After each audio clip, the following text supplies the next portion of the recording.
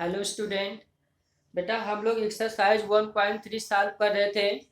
Question number 9 10 तक हम आपको बता दिए थे और कुछ क्वेश्चन आपको होमवर्क दिए थे, आप कर भी लिए होंगे।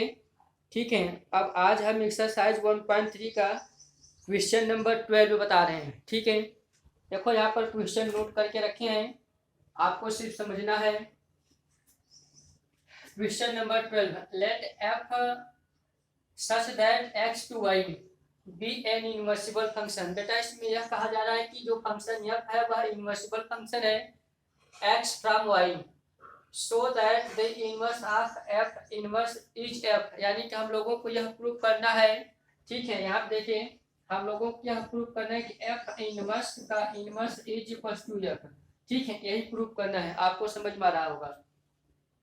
तो प्रूफ में देखिए let f from x to y is invertible, क्योंकि क्वेश्चन में गिवन है कि f जो है x from x to y be an invertible, यह इनवर्सिबल फंक्शन है। Okay, then there exist a function g such that y tends to x, यानी y फंक्शन जो है वह g फंक्शन जो है यह y from x such that g of f is equal to ix and F of G equal to I Y. जैसे आप देखो, आपको ये पढ़ा चुके हैं कि यहाँ पर यह कोई दो फंक्शन है, अगर यह एफ है, ठीक है, फंक्शन एफ है, तो यहाँ पर समथिंग एलिमेंट 1 2 3 ले लें, यहाँ पर ए बी सी ले लें, तो यह देखें इस तरीके से अगर यह 1 1 और 2 है, मतलब 1 1 और 2 है, तभी तो इनवर्सिबल होता है।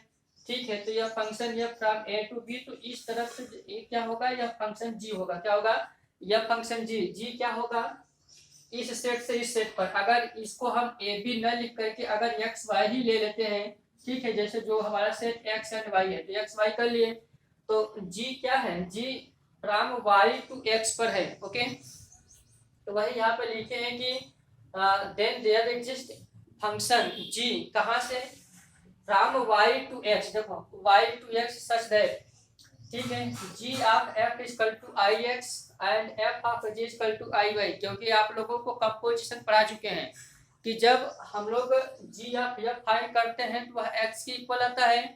ठीक है, अब इसी तरीके से जब एफ ऑफ जी फाइंड करेंगे तो वह वाई के इक्वल आ जाता है। आप इसको सॉल्व करके देखे होंगे।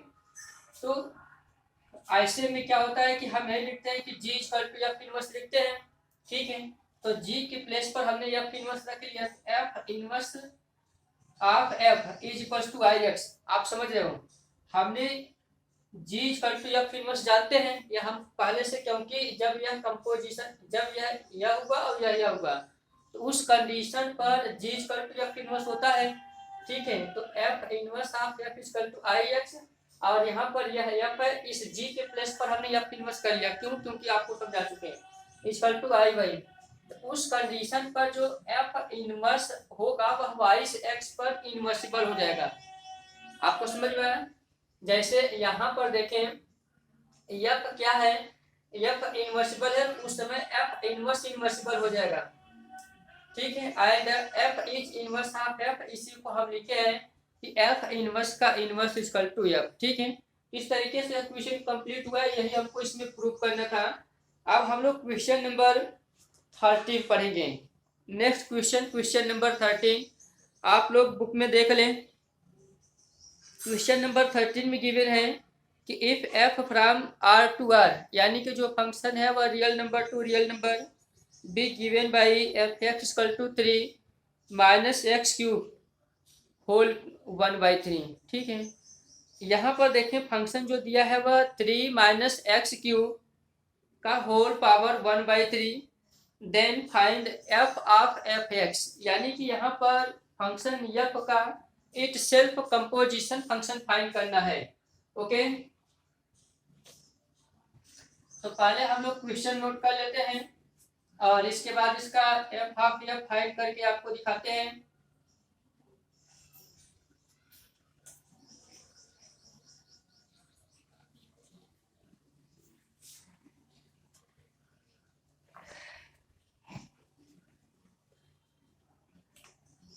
क्वेश्चन नंबर 13 इम्पोर्टेंट भी है। ठीक है, आप लोगों को बताए भी थे कि 13 नंबर इम्पोर्टेंट है। F from R to R, ठीक है, यानी कि फंक्शन एफ जो है वह real number to real number है। F X is equal to, देखें यहाँ पर गिवन है कि F X is equal to 3 minus x cube, 3 minus x cube whole power 1/3। Find क्या करना है, फाइंड करना है, then find F of F X. Okay, यही हम लोगों को फाइंड करना है कि composition of F itself composition find करना है। तो देखिए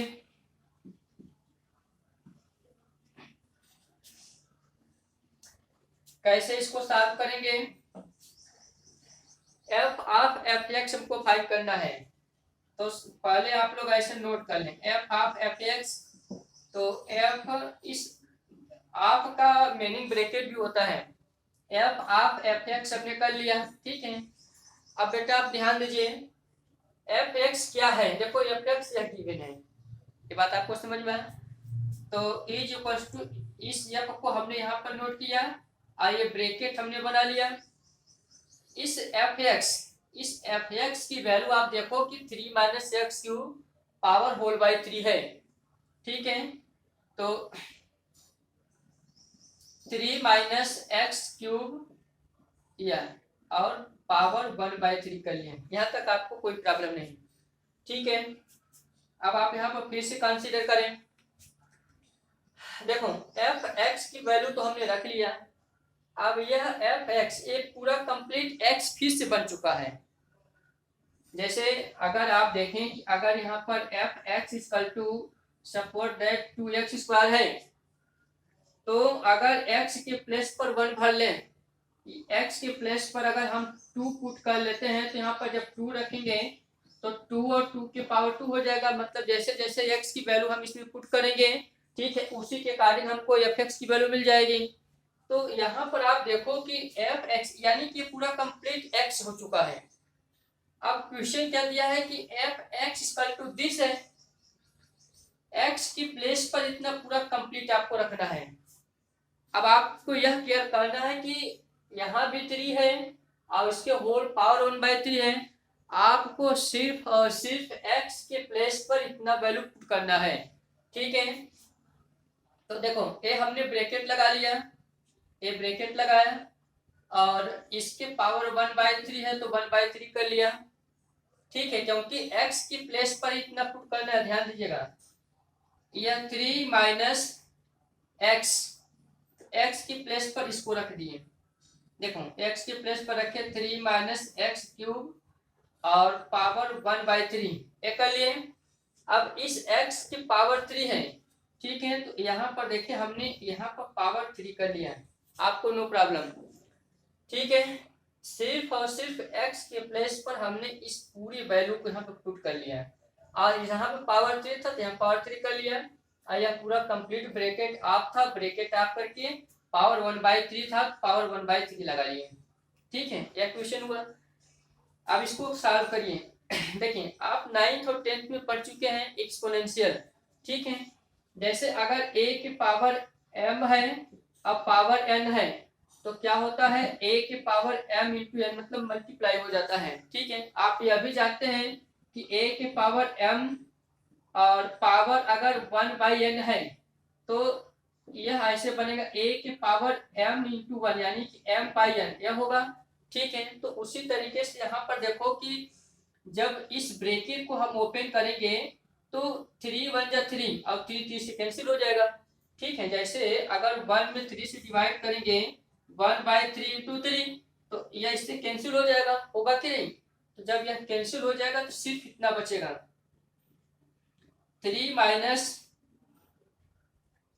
माइनस ब्रैकेट लगा दें। देखें इस ब्रैकेट को हम सॉल्व कर रहे हैं तो 3 माइनस एक्स क्यूब हुआ और यह 3 से कैंसिल हो चुका है, ठीक है, और इस पूरे कंप्लीट के पावर 1/3 है।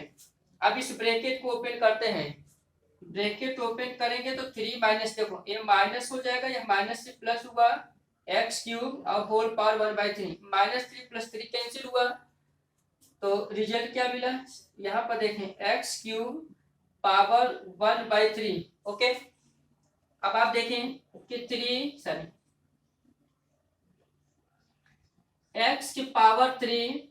इंटू 1/3, 3 से कैंसिल हो गया, तो रिजल्ट क्या मिला, x मिला। ठीक है, तो हम लोग क्या कर सकते हैं कि हेंस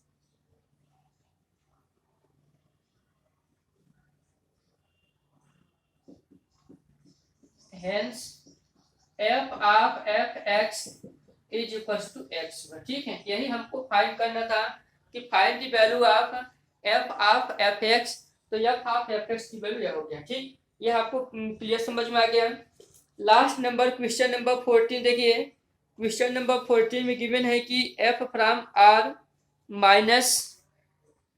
-4/3 टेंस टू r। मतलब यहाँ पर बेटा देखो, डोमेन जो है वह रियल नंबर में से कुछ नंबर को माइनस कर लिया है। ठीक है, be a function defined as f(x) equal to 4x upon 3x plus 4। The inverse of f is the map G such that range f tends to r minus in bracket -4/3 given by। ठीक है, यहाँ पर देखें आप लोगों को find क्या करना है कि फंक्शन f(x) गिवन है और एटलीस्ट आपको लाना है gy लाना है। क्या लाना है, gy ही f इनवर्स होता है, आप अच्छी तरीके से जानते हैं। ठीक है, तो gy निकालने के लिए देखें,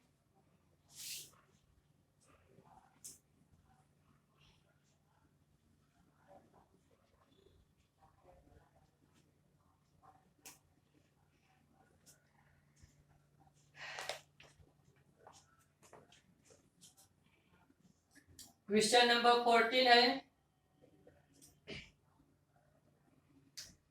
f फ्रॉम r -4/3 से कहां तक है, रियल नंबर तक है। यानी कि डोमेन में से यह नंबर को माइनस किया गया है, इसका रेंज कंप्लीट रियल नंबर है। और फंक्शन क्या गिवन है, f(x) is equal to 4x upon 3x plus 4, 3x plus 4। ठीक है, इसका हमको gy फाइंड करना है, या हम यह कह लें कि g फंक्शन फाइंड करना है, या हम इसको ऐसे भी कर सकते हैं कि f का इनवर्स फाइंड करना है। ठीक है, सीधे सीधे आपको सिर्फ gy पूछा है। f इनवर्स तो बहुत लॉन्ग प्रोसेस हो जाएगा। f इनवर्स निकालने के लिए आपको g ऑफ f और f ऑफ g दोनों दिखाना पड़ेगा। ठीक है, और यहाँ पर सिर्फ और सिर्फ gy पूछा है। तो देखें, जब इसको सॉल्व करेंगे तो इसी तरीके से लिखते हैं कि let f(x) is equal to y लिखते हैं, और f(x) की वैल्यू यह है, यानी कि हम लोग क्या लिख सकते हैं कि y equal to 4x upon 3x plus 4 है। अब आप क्रॉस मल्टीप्लाई कर लें, क्रॉस मल्टीप्लाई करेंगे तो y in bracket 3x plus 4 is equal to 4x, multiply करिए 3xy और plus 4y is equal to 4x। अब देखें होता क्या है, हम लोग x की वैल्यू y के टर्म में फाइंड करते हैं, तो x की वैल्यू y के टर्म में फाइंड करने के लिए इसको इस तरफ कर लेते हैं, 4y is equal to 4x। देखो 4y और 4x, इसको इस तरफ लिखेंगे। ठीक है, तो -3xy। अब आगे देखें, x हमको कॉमन करना है, क्योंकि x की वैल्यू y के टर्म में फाइंड करना है। तो x जब कॉमन करते हैं तो 4 - 3y होगा, और इस तरफ 4y है, तो x की वैल्यू जब फाइंड करेंगे तो 4y अपॉन 4 - 3y। ठीक है, यह x की वैल्यू होगा, और यही जो होता है यही g फंक्शन होता है। ठीक है, तो आप यहाँ पर लिख लें that is gy is equal to x is equal to 4y upon 4 - 3y। ठीक, यह होगा। इसी को आप चाहें तो ऐसे डायरेक्ट लिखें कि gy is equal to 4y upon 4 - 3y। ठीक, यह हो गया। देखो बेटा, यह क्वेश्चन कंप्लीट हुआ और यह रिलेशन फंक्शन भी कंप्लीट हुआ। ठीक है, तो अब जो भी क्वेश्चन बच्चे हैं उसको आप लगाते रहेंगे। अगर किसी को कोई प्रॉब्लम होगा तो आप क्वेश्चन पूछिएगा। अब नेक्स्ट क्लास में, मंडे की क्लास में, हम आप लोगों को इनवर्स ट्रिग्नोमेट्री फंक्शन पढ़ाएंगे।